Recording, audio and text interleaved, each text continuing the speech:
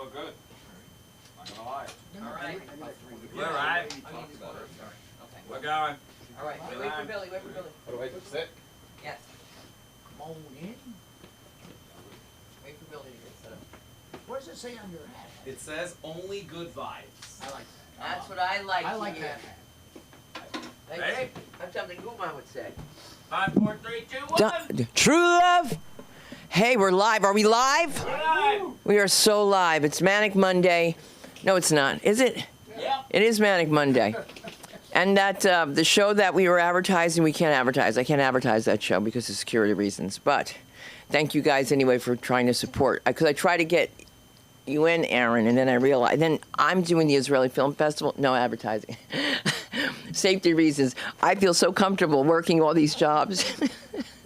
They used to always have the consulate sitting, you know, behind me. And I'm like, am I a shield? It's like everywhere I went. Schwartz's Bakery, he was there. Every show, he was there.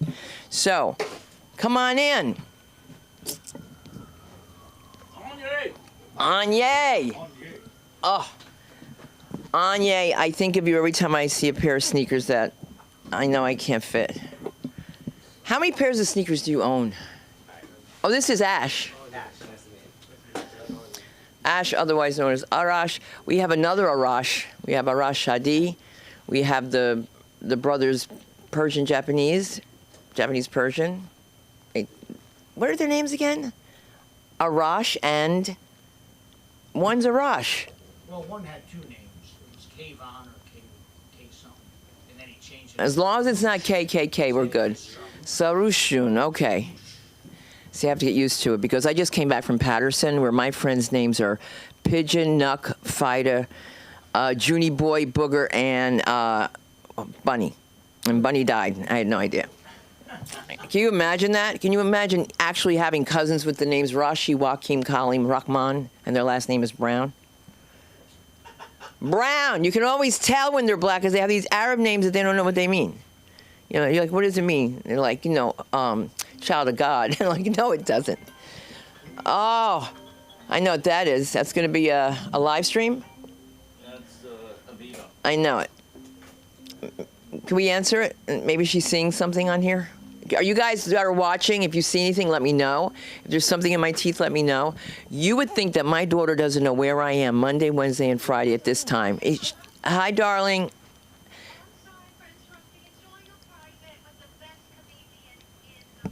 All right, give a round of applause to Aviva. Thank you, Aviva. Call you after the show. That's me. Okay. Okay, bye. So that is Aviva. Do you know Aviva? Have you ever heard her sing? You told me she's a cantor or something. No, she's not. They wanted the other one to be a rabbi. I'm performing for the cantors. But I'm not a cantor. I'm a cantress. No, I can't do shit. No, I just hope I can remember the words to Hatikva. Oh my God! Did you know my daughter gets on America's Got Talent? They give her a song to sing, and then they're like, "No, we want to hear you sing something else. Can you sing something in another language?" And I was like, "Look, I'm not butting in, but she could sing Let It Go in Swedish." I said, and she can sing in Hebrew.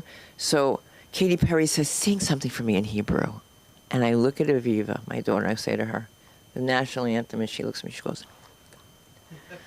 "For all the money I spent, you forgot? And you got a colored mother? Are you crazy?" Because I had to go low-key. That's how I had them go. Oh, my God. And then one year, they told me they would pay me more money if I did a paragraph in Hebrew for the film festival, so I was like, I got this. And I'm going to lip sync it and have Tova speaks Hebrew. I figured I'll lip sync it and play it, and they'll think it's me.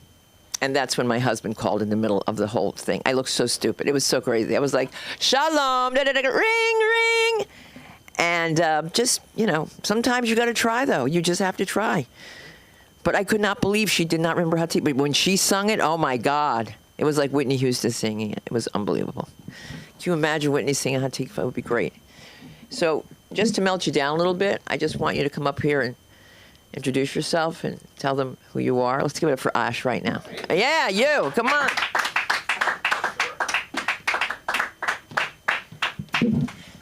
Hi, guys. Do I speak into this? Yeah. Hello. Hello. My name is Ash. I live in the area. I'm married for 15 years. All right. I have 4 kids under 10, and they go to Jewish school, and I don't think they know the Hatikva either. And it costs 40 grand a kid, and they don't know. They can't sing. They can't do the blessings on the Sabbath.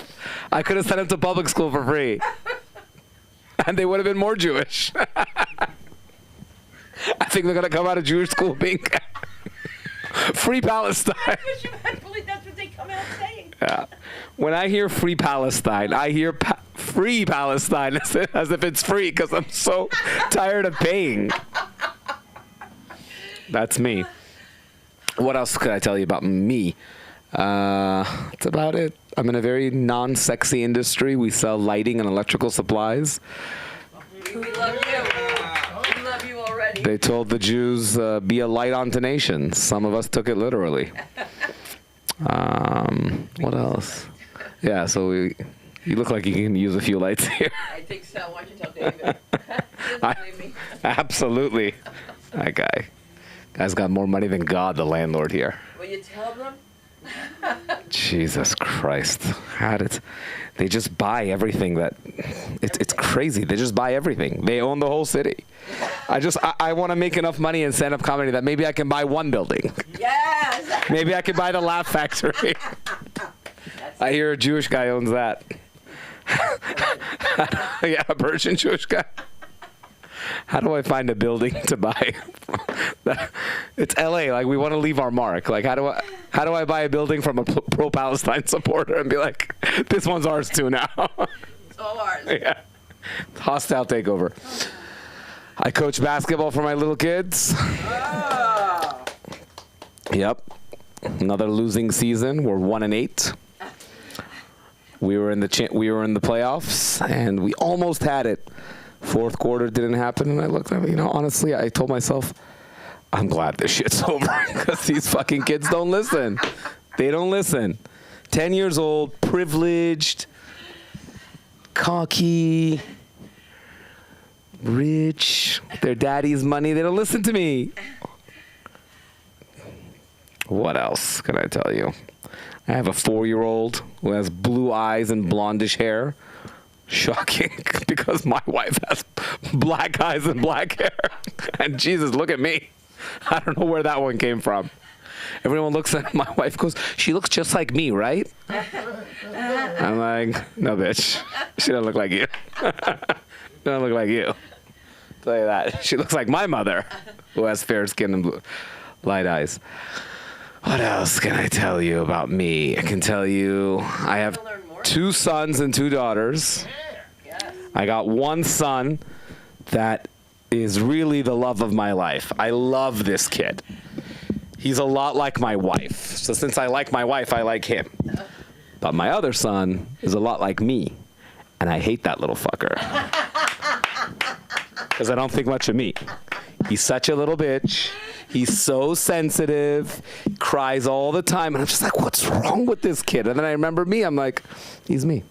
He's me. It's not a good feeling. It's not a good feeling when you see yourself in your child. And there's things about you haven't really figured out yet and don't like it. And you're like, fuck, another one of me. It can't be good. My daughter, I got 2 daughters. One of them is very street smart. Extremely. She reminds me of me. Very funny. Very street smart, very catty.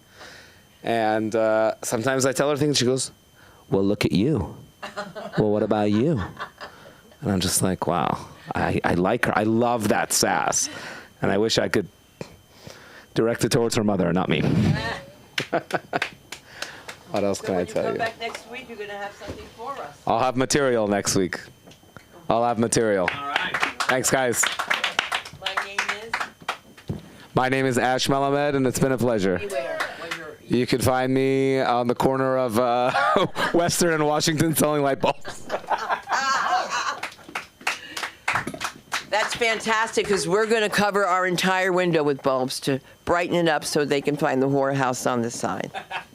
Because that's going to be so difficult. Well, we're going to make it comfortable for this next gentleman coming up. He is the director of the acting school here called the Film Actors Cafe. Let's get it going for the one and only Aaron McIntyre. Oh, really? Yeah, give me a plate. Huh? I don't care. What do you want? You expected your final at one point, not today, maybe. Yeah, maybe not today. I'll just talk for a while. Hi, how's it going? Hey. Ash, I have a daughter. Oh shit, no, I have two. I forgot about the other one. Anybody ever do 23andMe? 23andMe, anybody? Yeah, Ancestry, right? Find out all the things you got. I figured out what I got. I got a daughter that I didn't know about for 40 years. She's fucking 40 years old. 40 years? I know, it's hard to believe. What, were you 5 when you had her? Because I know I look so damn good, you know. Mentally ill individual. Got some mentally ill people in here. Thank you. 1, 2. Okay. Are you diagnosed? That's the, yeah. Good. See, we got to stick together. All the crazy people, and for all the crazy people out there, please don't cancel me. Okay. Because I think it's a good word. Because, you know, it's like crazy, man. We're crazy. We are. We have a lot of fun. It's a fun world out there. You know, bipolar. That's me. You know, any other bipolar people out there? Just raise both hands. You know, there you go. Anybody with obsessive compulsive disorder? Just clap 3 times. Raise your hands. Yeah, I've also got ADD. Don't have ADHD because I'm way too fucking lazy. Yeah, okay? Yeah. Don't want to expend too much energy. I really don't agree with expending too much energy, you know? It's like, I understand, you know, the women are like, why don't you put the toilet seat down? Because I always sit. You know, I mean, why not? Why would you want to stand, you know, any more than you have to? I mean, I had a really rough day today. You know, I had to get up, you know, get out of bed, you know. Of course, I did do my jog, my morning jog to the bathroom. But it's more like, you know, one of those things in the Olympics, you know. It's not like a jog, really. It's more like a jog. You're holding your... God, nobody ever gets that. I guess I got to describe it better. Yeah, you know the walking thing where they walk and they look like they're, you know, they're walking really fast. It seems like a really strange thing because I'm sure that they're watching them all the time going, you know, I don't know, man, he kind of loped into a jog there. And then, you know, they get disqualified. I don't know where I'm going with that. I have been, I've been talking about when I was a kid, when I was a teenager, I had this inundation of people coming to me and trying to get me to convert to their religion. Right? I had the Episcopals, I had the Lutherans, I had just all these people in like about a 2-year span, and they were all trying to get me to join. And I think it's really funny when there are certain religions where it's like, no, you're wrong. If you don't believe the way we do, you're wrong. And I just think that's a lot of hubris. You know what I mean? It's a lot of, they think that they've got all the answers and that everybody else is stupid. So I started to do some studying into comparative religions, and I know I have to find jokes that are in there, and I will, okay? I'm just telling you, because I know I'm going to hear it when I get off. Oh, stop it. But anyway, they were trying to, so I did a lot of diving into a lot of different religious texts. I've settled on Buddhism because I do believe that, you know, I mean, energy just does not die. It's got to go somewhere, so why not go into another human being? But did get into recently, thanks to Anya. Thank you, Anya. I got into the Bible really heavily. Been reading a lot. I just think that it's a very strange thing that all of these people are in Jerusalem and they all think that that's the Holy Land, and they still, the holiest place in the world, and it's the most divisive. I mean, everybody's fighting everybody. They're killing each other. They're doing, you know, I mean, it's crazy. but you know, and God, when He gave it to them, gave it to the Jews, you know, He said, just go in there and kill them all, you know, smite them. So there's a lot of smiting in the Bible. Wouldn't want to be smote myself, but you know, and then Moses, the poor guy, was just, he must have been exhausted, running back and forth, going up Sinai, coming back down. I'm sure that he was he was like carving the stones, you know, making the things himself, because, I don't know, there's a lot of stuff that goes on in the Bible that seems like they ought to cut it out, because they've been doing that for years.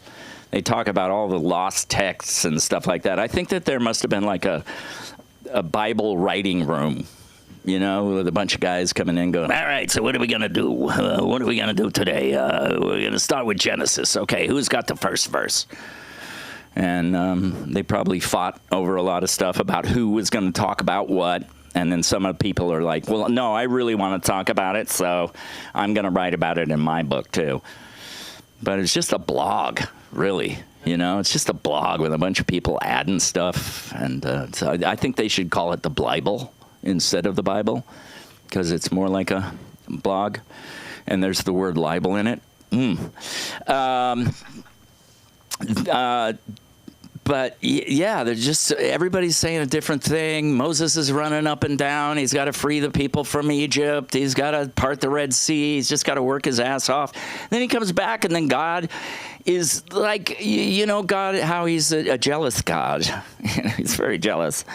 You know, don't talk to anybody. He's kind of like a bad girlfriend, you know, like a really bad girlfriend, and very demanding, kind of like a cross between a bad girlfriend and a gay interior decorator, you know. It's like, oh, I want you to make me an ark. It's going to be 2x2, and then it's going to have flowy little velvet in it, and it's going to have horns, and it's going to have two guys up on the top with the wings, and you know, just crazy stuff. He had to make a bunch of clothes for his brother.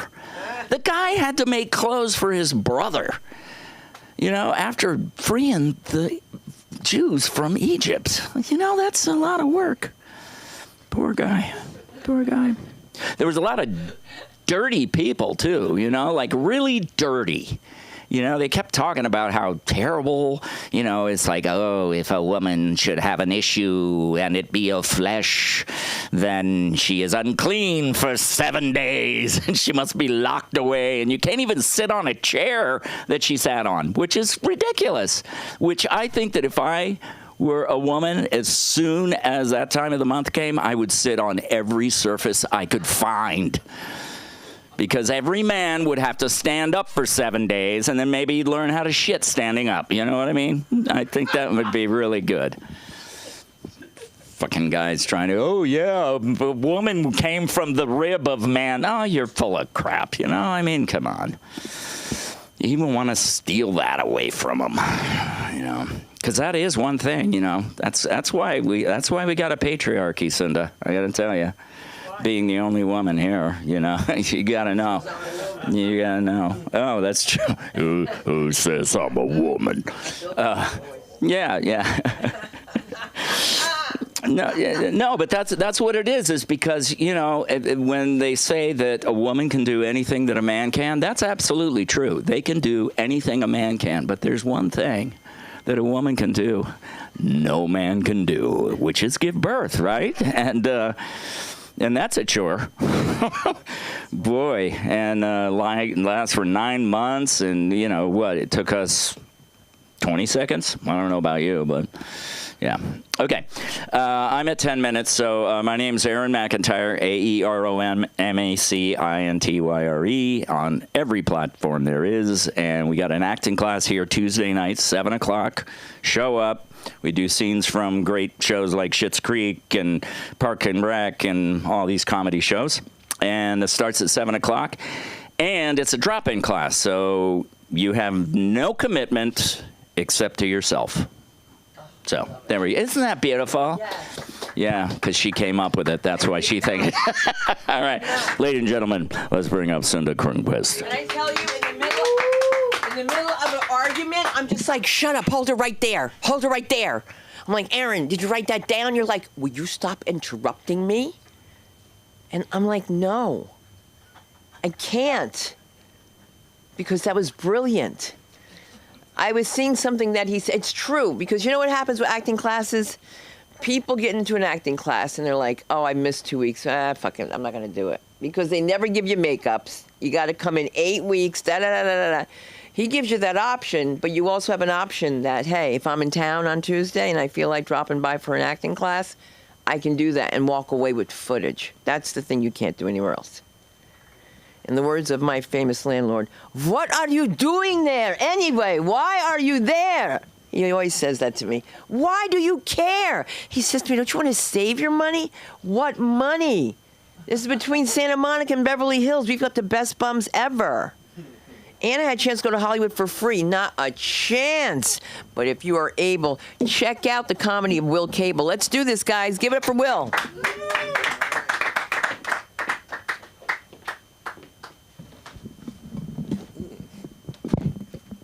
Thank you, Sunda. All right. I was walking in here tonight, and someone said to me, oh, my God, I didn't know Tony Hawk did stand-up. Yeah. His buddy said, no, that's Johnny Lawrence from Karate Kid or Cobra Kai. Then another guy even said, no, dude, you are Shaggy from Scooby-Doo. So I have a familiar face. I can deal with the others, but that Shaggy kind of embarrasses my son.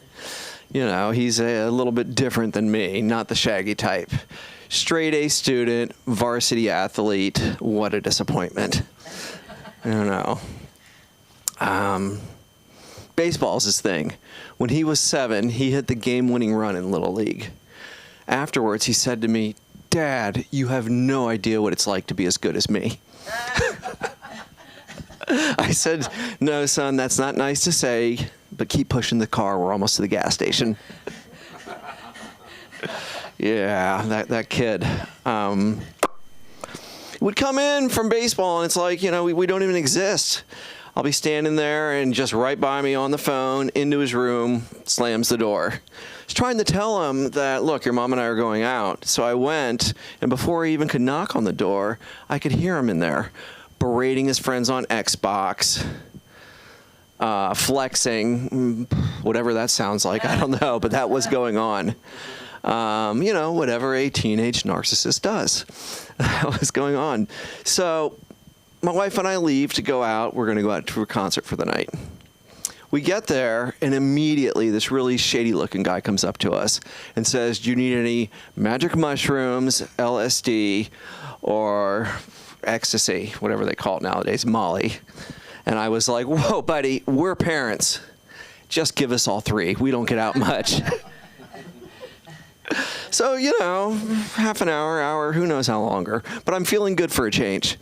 And walking along, hear that didgeridoo in the background. You know, that, oh, it's my phone. FaceTime. Dad, I broke my nose. No, you didn't. Not tonight. Click. Right back in the pocket. It wasn't, I mean, I just seen him. He had just gotten home from baseball. Didn't say a word to me about it. And I probably couldn't have told him if it was broken, because I was seeing paisleys and unicorns. But, you know, my wife, the motherly type, says, look, you go into the show, I'll go home and take care of them. And I'm looking around, and I'm like, dear, you're on the ground. On a planet far, far away. You aren't going anywhere. No, his nose wasn't broken as far as I cared. Oh, that kid. Wait, I have another son. Gotta forget about this one. The, how can I say, the creative one, the left-handed one, the always naked one. And I always say that, but I guess I should preface it, because it's not like I'm a nudist. There's just too much going on up here where it's just like, oh, I kind of forgot the clothes. Like, often he'll get in the shower, and I guess, you know, that water hits, ideas go off. Like, you can sense there's ideas. So I'll be laying there on the couch, and all of a sudden I'll just there's a mass of moisture. And I'll look up, and there he is. Soap running out of his hair, just dripping water, dry, unused towel thrown over his shoulder. And he's like, Dad, I had an epic idea. Gonna start a round-trip flight from LAX to Bali. Gonna be a game changer. Now, I don't want to stifle the creativity, because, you know, I'm a modern father. So I just let him go, except for once. I had to say something. It was in his bedroom. I was naked, but I didn't have any soap, and I dried off. He came barreling around the corner, you know, sloppy, wet, all that, and ran into me. And I said, Adam, you have got to rinse the soap out and dry off before you leave the shower. And he goes, Dad, when you're making fried chicken, the best kind is double battered, like we serve on the flight from LAX to Bali. Like, yeah, that kid. I guess that. Okay. How many minutes is that? He said, yeah, that's 5. That's 5. Okay. Beautiful. Keep going. Okay. And if I wanted to continue, if they said, Will, can you do 7? I could say, you know, it's just the creativity in this kid. Like, he would get when he was really young. Get mad at you and like do the family list, you know, my wife, his brother, me, the dog. And often he'd come out with my name crossed out, you know, because I'd done, you know, wouldn't let him eat. One time he was holding it up and my name and the dog's name was crossed off. I don't even know what the hell could the dog have done. But yeah, that kid. I mean, it's not like we don't have rules in the house. We do. I mean, the main rule I've always had is they had to learn how to surf. You know, and you'd be surprised how hard that is to get your sons to do sometimes. So then I had to let them know that part of surfing was the burrito. And afterwards, and often, you know, the older one especially, he's into all sports. So we would go to do things with sports bars afterwards. You know, they let you go in there with your family as long as you're eating food. And as long as you eat and drink. You know, I'm teaching them, you just don't go to a bar to drink. You go to a bar to eat and drink and watch sports. So, you know, and games can run late, like this one time. We got home around, 1 or 2 in the morning. I mean, they weren't babies. They were like 7 and 5. And we came in, and my wife just came up, and she was happy we weren't at home. She was just like, they smell like strippers. And my youngest goes, oh, no, that was Ashley. And I had to explain to her, you know, at the local sports bar, they have the pool and the shooters. And, you know, on Saturday nights, all the 20-something single girls come out and they see the little kids, and there's no parent to be seen. So they take care of them. At least that's what I was told. I was at the bar. And they also learned how to use Lyft. How else would he have gotten home that night? Oh, man. Yeah, but that, you know, like I said, marriage is tough. You've been married 15 years. We've gotten 20. 20 years. My wife is the most loving, caring Manson family aficionado you will ever meet. Oh, man, she knows all about it, all about the August date, the people involved, that guy Jay Sebrig. I mean, he was the haircutter to the stars, but he got whacked up. And every night before we go to bed, she puts on, like, true crime, you know, and I'll go to sleep, and it's the next day. I'll wake up dreaming or knowing I had dreamt about pledging for the Hells Angels. Because, you know, you sleep and that gets in your head. Oh, my God. Yeah, that time I was naked with my kid in his room. You guys might wonder, why was I naked in there? Well, the reason is because now that they're, you know, 6'2" and 6'3", they take my clothes. I don't have any shirts, I don't have any shoes, I don't have anything. So I'll go in there to fish around for clothes, and you would think seeing your naked father and they're all bent over, rifling through your stuff, it would deter you. They've even gone to taking my wife's clothes. the eldest came out, with her creative director shirt and his pants, and he's going, "Boy, these are nice, Dad." And I said, "Oh, they're not mine." I go, "They're your mom's." He goes, "Well, regardless, they're mine now." All right, I'm Will Cable at WILCABLK on all platforms, and on Perry Caravel Live, I'm the evil Tony Hawk. All right. All right. Don't knock that soda over. Don't make me over. Now Anya's here. Do you mind? Yeah. Would you do that for me? Come on, superstar. Give it up for Anya. Yeah. You could be teaching at your son's school. I'll have something to say. Yeah. No, that's insane. What's good people? How goes it? Let's get into it. Yeah, we're here. Are you from LA? Okay. So this will be relatable. I'm only doing this because I'm working on it, but I still feel this way. I have a personal vendetta or a personal beef with downtown LA. It's crazy because people are like, "You have a beef with the whole city? Like, is it the people in the city?" Not necessarily. It's just the city in itself, as I like to call it, is Gotham City. It's a very terrible place. I don't think it should exist. It's truthfully, I don't. It's terrible. Downtown LA is the only place where it's easier to find a completely naked homeless person than it is to find parking. And I don't think that's fair. I think any city that has that as a problem should fix it immediately. I feel like if Batman was real and Gotham City was downtown LA, he would probably just give up and just be rich and probably stay in Culver City somewhere. Like, I don't think Batman would care. Like, I think he would just be living his life. Like, he'd probably be going to the beach and shit. Like, bro, he wouldn't even know he had the bat powers. You feel me?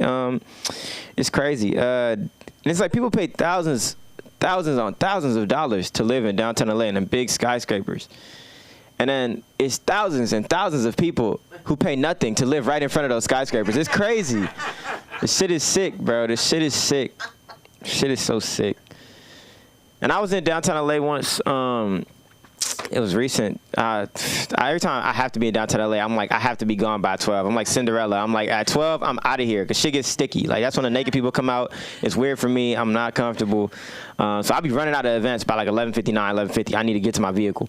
And my phone had died. And you know, Apple got that feature where, like, if you park your car, it'll tell you where your car is at. My phone's dead, so I'm like, fuck, I don't know where my car's at. But I seen this homeless dude laying down. I was like, I ain't gonna lie. When I was walking into the venue, I seen him by my vehicle. So I know for a fact my vehicle is near. And I was like, I felt bad about it. So I woke bro. I was like, hey, bro, my fault, Brody. Like, I ain't gonna lie. I just used you as a landmark, and I feel like I owe you right now. Like, let's chop, bro. Like, what? Can I break bread with you? He's like, yeah, I'll take some change. So I'm reaching. Oh, Shawnee got cash. My bad. And that's when I realized that the homeless population is really advanced. Because, you know, back in the day, they used to take change. Like, you know, the cup, you put the change in the cup, they shake the cup. Now everyone's encouraged to donate because you hear the change. That don't sound like a lot of money. You put some more money inside.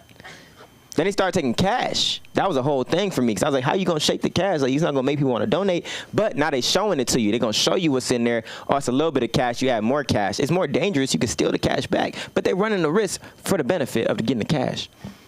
But this man told me something crazy. He said, you don't got cash? That's fine. You got Apple Pay? I said, yes. What does that have to do with you, sir? Like, what is it? That's my business, in fact. I don't see where you step into this. He put his hand out. He said, no, just do the thing. I'm going to show you. So I clicked the thing twice, and I put my phone to his hand. Bing, it dinged. I said, what? You take Apple Pay? Directly to Palm Apple Pay? This thing got the chip from Elon? Like, how did this happen? Like, how are you? I was so impressed. I did it again. I was like, how is this going through? $50 gone like that. I don't know how he choose the amount to take. It was everything in my account. Emptied me out. I'm in the process of moving now. So I guess I know this is like an ongoing story for the people who are tuned into YouTube consistently. So I guess we're taking the apartment. So I'm in the process of figuring out what I want to get for my move. You know what I need to do, and I don't know. It's a lot, like, mentally to figure out what I want to take or what I want to bring into this new space, because you know I got to set a vibe. You know, you got to decide. It has to be the space has to be you, and it's like all I've looked up is like fancy bongs I'm like, that's all I have on my Pinterest right now. Like, bruh, am I opening a glass shop or an apartment? Like, I don't understand. Like, what is wrong with me? But it's fun. It's a fun process. For the people who are tuned in, still figuring out what to do. I got a job that liked me and found me important, so they gave me an office, and it's very weird. Because I'm still trying to like discover what I do in this office. Like, I'm doing my work, yes. I'm doing my work, yes. But it's the times where I'm not. I do my work very fast. All right. I work in a place with a lot of older people, and like I move at millennial speed. You feel me? Like, they'll give me something to do, and like I'll be done in like 5 minutes. Like, it'd be quick. But they be like hitting me at the end of the day, like, did you get that done? I'm like, yes, 8 hours ago. Like, it's crazy. It's crazy. And so I'm like, with this other time, I'm like, I need to be productive. I need to do other things, like, you know, whether that be like edit a video or like knock out 50 push-ups. Like, we're doing things in this space because it's like I have all this space. And what I've discovered that I really enjoy doing is turning all my lights off in my apartment and sitting at my desk like this behind my computer and hiding from everyone so no one bothers me for my entire shift, because when you have your light on, it's very inviting. People will come in and ask you questions, ask about your day, try to talk basketball with you, which is great everywhere but here. Like, I'm like, sometimes I'll be in the mood for it, but sometimes I'm just like, bruh, let me just fast forward through this day. You ever seen Click, an Adam Sandler movie where he got the like remote and he like fast forwarded? I was one of my favorite movies growing up. I always wondered what I would do with that remote, like how my life would change if I had that Click remote. If you don't know Click, it's a movie about a gentleman who he's at Bed Bath and Beyond, and I didn't slip up. That's what the store is called. And he gets a remote, and instead of controlling the TV, it controls life. And if you haven't seen the movie, let me spoil it. I don't know why I always do that. I really be like, I love spoiling movies, bro. That's like a terrible thing about me. But I won't spoil it. If you haven't seen it, it's a great movie, one of my favorites. But basically, he's just controlling like the world, right? It's like, fuck what I do, bro. Like, sports betting would make so much sense for me. Like, I watch a whole game and go back like, all right, now I know what happened. let me get these racks up. Because sports betting is hard for me, guys. Like, I don't like losing money. You know, even in small amounts, I don't even bet a lot of money. I be betting like $1 at a time, but it be hurting like I lost $1,000 because I be viewing the money that I could have won as my money already. Like, that money be spent. Like the stuff be in the cart already before the parlay even hit. Like, I'm bad with that. Like, I'll put a parlay in. It's like, I need this guy to hit 6 free throws. That guy to do 2 backflips. That guy got to make 5 layups. Okay, bet. Let's do it. And then that's like, all right, if that happens, I win $1,000. And before the game even start, I have $1,000 worth of things on my Amazon cart ready to go. Like, as soon as the game's over, I'm pressing send, like, buy now, I'm ready. So when I lose, it feels like I lost all that money. People like, you bet $1. Like, I bet 100. Why are you more sad than me? Because I don't know if that $1's going to come back, all right? My life is different. I have something very different. People get FOMO. They get, like, fear of missing out. I get FOSSMM. That's fear of spending my money. I don't even want to spend the dollars. I'm like, it's a struggle for me, guys. It's a real struggle. But I realize, and I'm going to close on this, the only sport I'm comfortable really betting on is boxing. Like, every other sport, people lose my money and they still be smiling, hugging babies, picking up, kids, signing autographs, dapping each other up. Like, this guy lost Anya $1,000. Yeah. Like, at least when a boxer loses, I'm like, okay, that's fair. Like, I lost my money, you're asleep. Like, it's fair. Like, they beat your ass for that. Like, okay, because I would beat your ass. You lost my dollar. I feel like I'm a part of it. Like, and not use it as an example for the next fighter I bet on. Like, oh, remember who lost me that money? You seen him? This a photo. This was him sleep. Lend me my money. It's a panic thing. It's a panic thing, guys. Yeah, but that's all I really got for today. We did the show. The mental health show went well. Check on the way. They hit me today. I sent the invoice. Check on the way. Shout out to Money. It was a fun event though. Love supporting mental health in the people of color community. Definitely promoting that. Go get therapy and all that if you need that for sure. But I'm Kanye West on YUWST, tapping with the kid, and clap up for Sunda. Come back to the stage. April Fools, clap it up for Patty. Come into the stage. Keep going. For Kanye West, how about that? Oh, hit me. This is fantastic. Look at y'all. Can you feel the energy in this fucking room? I mean, are we a little sexually lopsided in here, or is it me? This looks like the fucking waiting room at my urologist's office. I'm just saying, there's a bunch of testicles here.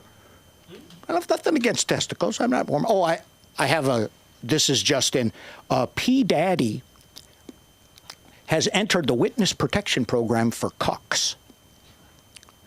Isn't that what he basically is, a cuck? Right? All that money, all of that, and he just wanted to watch. Why does it always wind up that way? Right? When you've gone through everything, you just want to watch. You know, it amazes me. And, oh, by the way, this is just in too. Since this mic has begun, Elon Musk has had 3 more children.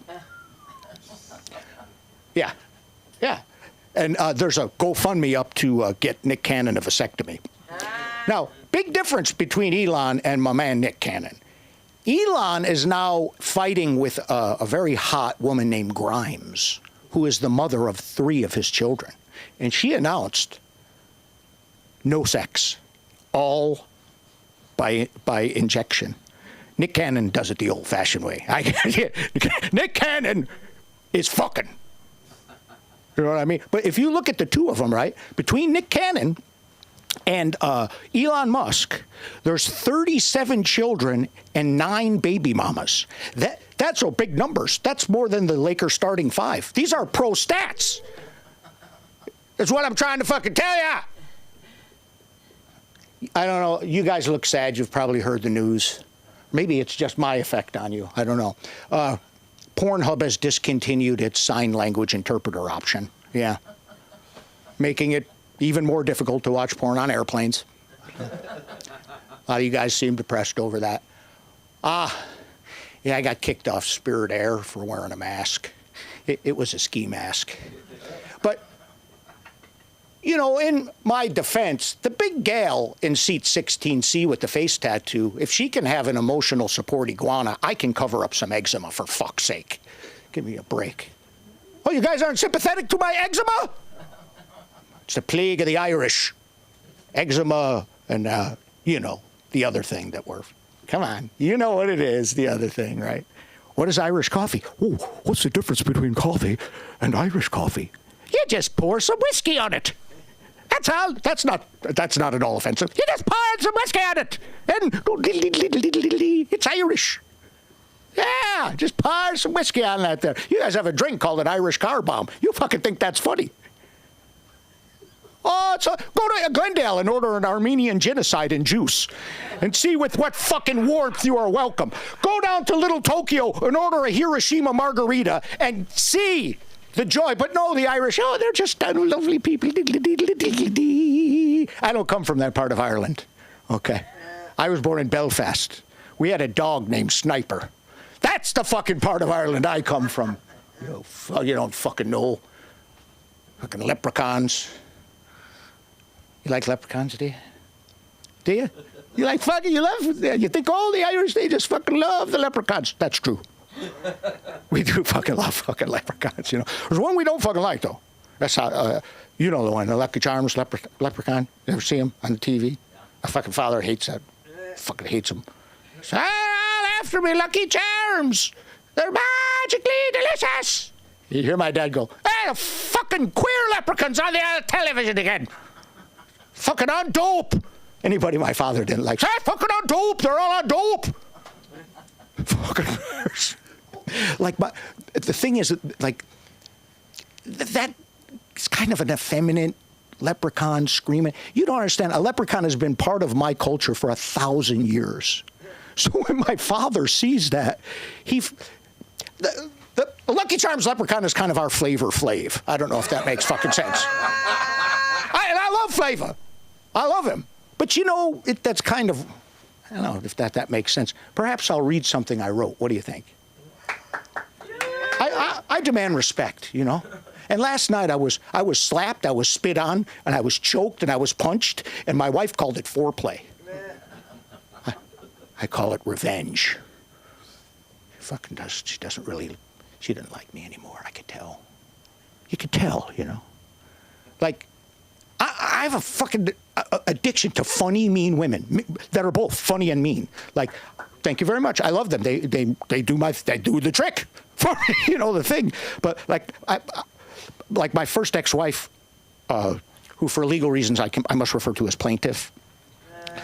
She was mean and funny. Like, she refused to breastfeed because she didn't like to take the rings out. She once told me that I looked like I drank all night and slept on my face. Funny, but mean. And actually, at the time, very true. Actually, fucking yes. Very, very, very true. I sent her off yesterday to Europe with my daughter and a bunch of my grandkids, you know. And you don't realize you can say the wrong thing to a woman even if you've been to her for 32 years. You could, well, I have been in there for about 32 years now. Not as often as I like anymore, but I'm in there occasionally still. And I made the mistake. She goes, because she's got her luggage around her, and she's dressed in a black kind of tight leggings, black shoes, and a black long sleeve turtleneck. She goes, how do I look? I said, you look like an off-duty cat burglar. Wrong fucking thing to say. Wrong, mad at me. Because how long have you been married? 15 years? And you've been married for 20 years, you've been fucking for about 20. See, that makes me think maybe the pussy wasn't that good if you waited 5 years to lock it down. You know what I mean? If it's real good, you're like, huh? Come with me. But I don't mean to ask you about your wife's pussy. That's not right. But while we're on the subject, I used to be in a punk band that was kind of successful in the early 80s called Static Cling. And we were on tour with the Violent Femmes, who became famous. They weren't famous then, but we were opening for a band called The Slits on the Return of the Giant Slits tour. And during Violent Femmes' performance, I was banging one of the slits backstage. I was going at it with the slit, Trudy. Sorry, Trudy. She's one of the original slits. She's one of the original slits. And I don't like slit shaming either, but the curtain swung back and I looked down and she had a swastika tattooed above her hoo-ha. And she had a little Hitler mustache, which that's actually the only place she can still wear that mustache. I don't know if you know. It's not really, it's frowned upon in other places. I don't know if you've noticed that. But I'd like to tell you I took the high road, but it was kind of a hate crime with a happy ending, I guess. I don't know. Listen, how much time don't I have left? 2. 2? Do I have 2 minutes left? Yeah, it's coming up on 2, yeah. It's coming up on 2? You guys should give yourself a round of applause because you're here. You don't lollygag at the couch thinking, you know, I'll go to that mic tomorrow. That's not that important. Not you. You're here. You're fucking here, man. You could be at home staring at your phone, or you could be in the front row like Sunda staring at her phone.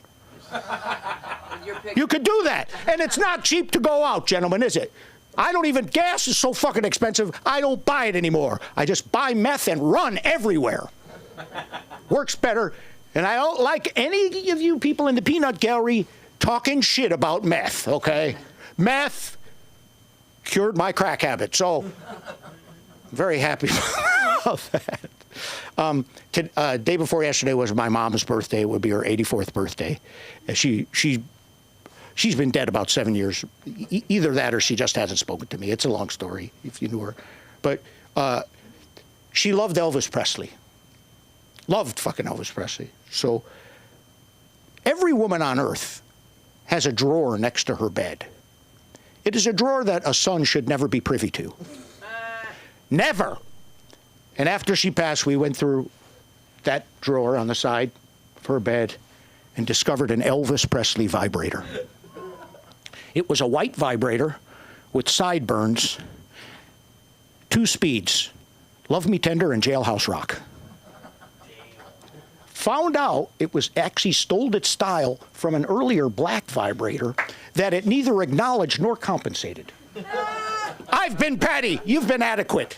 You can find me at PADDYFORCOMEDY. Also, I book every Wednesday night. There's a stand-up variety show at the Mix. So let's. Ramirez Who? for me. You want me to? This man is actually soon to be inducted into the Mexican Hockey Hall of Fame. He's a wonderful man, and I hope you all know and can appreciate how wonderful he is. This man stopped a sexual assault on his way over here tonight, right? He changed his mind. Now, ladies and gentlemen, give it up for Billy Ramirez. Come on up here, Billy. Keep it going for him. Come on. Pow. Thank you very much. All right, fellow comedians, let me ask you a question. Do you sometimes let your brain run away and just craft these stories about yourself, and you end up living this alternate version that you've created for yourself? Like, yeah, for a while there, I thought I wasn't interesting enough to be a comedian. That I didn't have any stories, but I've been thinking about it, and I do have stories. Actually, if I didn't have stories, I wouldn't be a comedian. I'd be VP of marketing somewhere. I'd have functional relationships and have a KY401, whatever that's called. Instead, right now I have 5 different side hustles just to get by. Like last weekend I was doing some moving because I need the money, and sometimes I don't feel Mexican enough. But all I got to do, I just got to start organizing this hoarders episode of a brain that I have. It's the guest room is full of trivia about 1990s NHL backup goalies, and then the garage is full of empties from a past drinking problem and physical copies of Smokey and the Bandit, and then the rest of the house is just stuffed to the rafters with pure, uncut childhood trauma stuffed in boxes labeled "Open at your own risk." Yeah. So I just got to start figuring that out. I got to start tapping into these trauma reserves that have been turned into a delicious comedy elixir that have been aged for decades in anxiety barrels with subtle notes of shame and people pleasing and very strong notes of emotionally unavailable parents. Speaking of parents, I'm convinced that my dad killed my mom. Yes. So here's the story. So for some backstory, my mom battled cancer. She went toe-to-toe with cancer for 19 years, okay? And then she keels over and dies the same week that my dad leaves her to go move to another state to live with family from his previous marriage. And before he did that, he left her some food, some beans. So I think that my dad killed my mom via poisoned beans, okay? Hold on. I know it sounds a little weird, but all right. So when my brother and I, we packed up our dead mother's apartment, there on the stove was a fresh batch of beans that apparently my mom told me that or during our last phone call that my dad left her some food, including some beans, right? So I've always been suspicious about these beans, but even more backstory, in the 80s, my family lived in Mexico for 3 years, okay? And when we came back to the States, my dad developed a flesh-eating infection in his leg that he claims was due to an enemy from his town who poisoned his tortillas with dirt from a graveyard. So when you have that information in your back pocket, poisoned beans don't sound that weird, does it? Yeah, anyways, but once I figure out an ending for that, that'll be all right. So anyways, let's see what else has been going on with me. Is anyone else here getting older? And it's just me? No? All right. Yeah, I'm getting older. I'm in my 40s now, and I'm starting to, I don't feel like old, but I'm starting to see signs. Like, for example, I'm not as airtight as I used to be. Like now when I sneeze, there's always sometimes there's always a little surprise, a little extra toot, But so I did start kind of feeling my age recently at a concert when I'm getting to the point where my bedtime is not matching up well with headliner set times. Very few headliners go on at about 3:45 p.m. That'd be great, but they don't. So I figured just to be safe, I'm going to get an energy drink. So I went to the concession stand. I looked at all the energy drinks and Monster and Red Bull, and then I saw this one drink, this one can. That I said, all right, it caught my attention. Bought it, cracked it open, took a sip. And it turns out that liquid death is just water.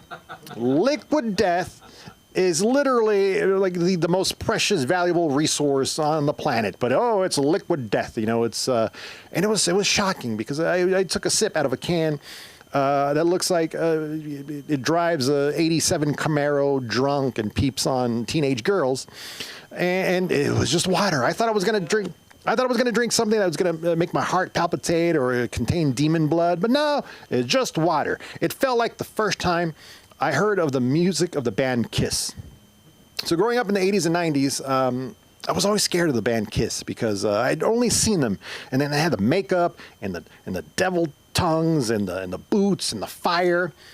And then I heard their music, and it's basically like, I want to rock you Saturday night, Detroit Rock City rules, dorks. You know, so Liquid Death is basically a Kiss in a can, okay?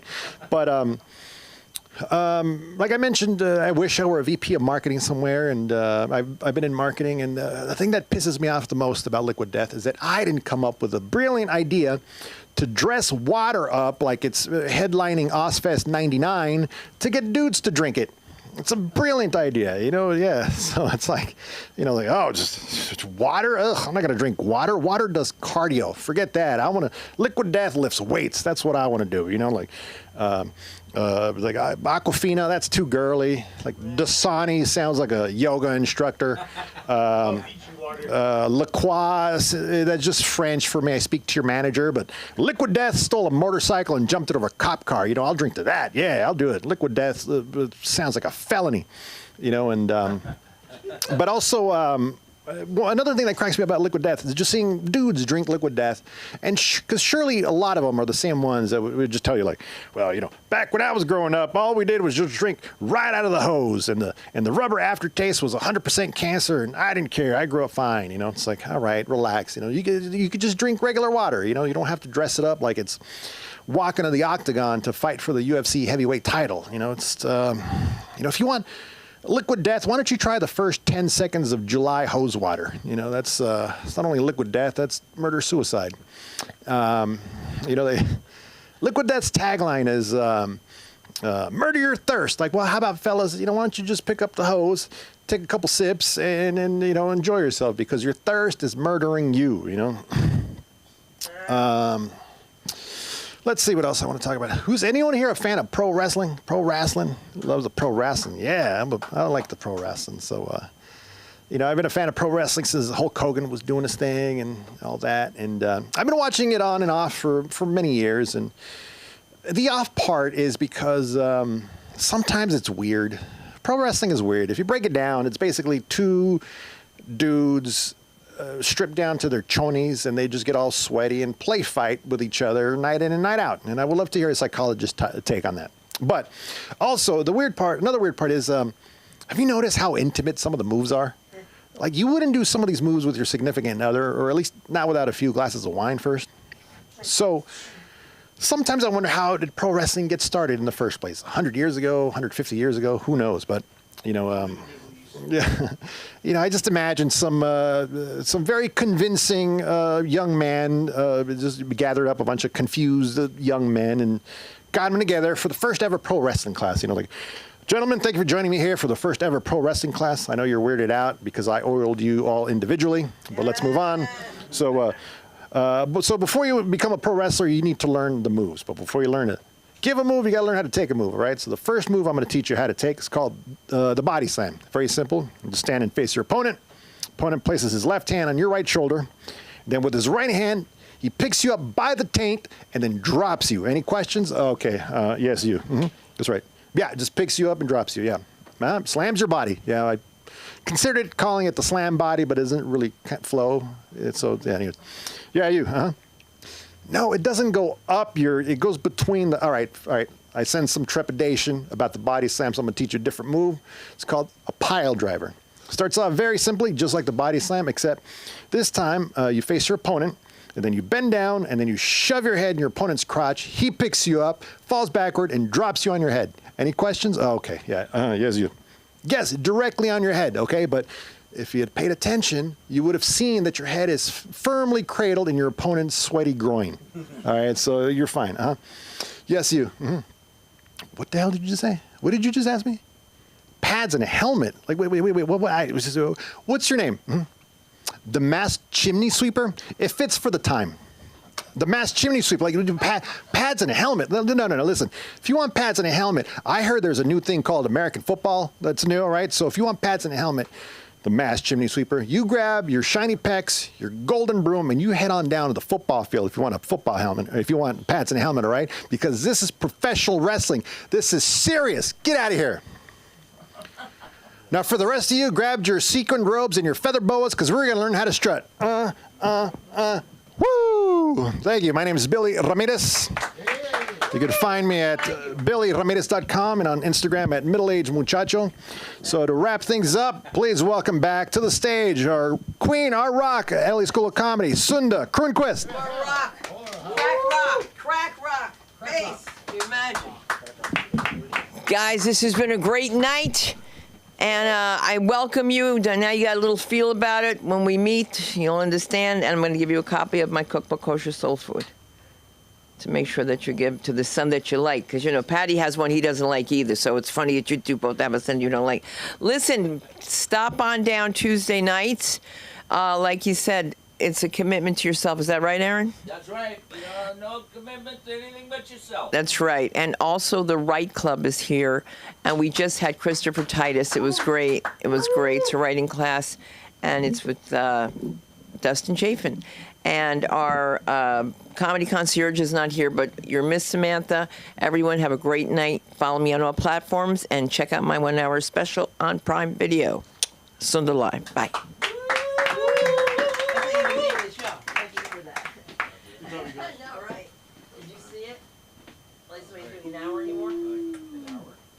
Wrestling moves or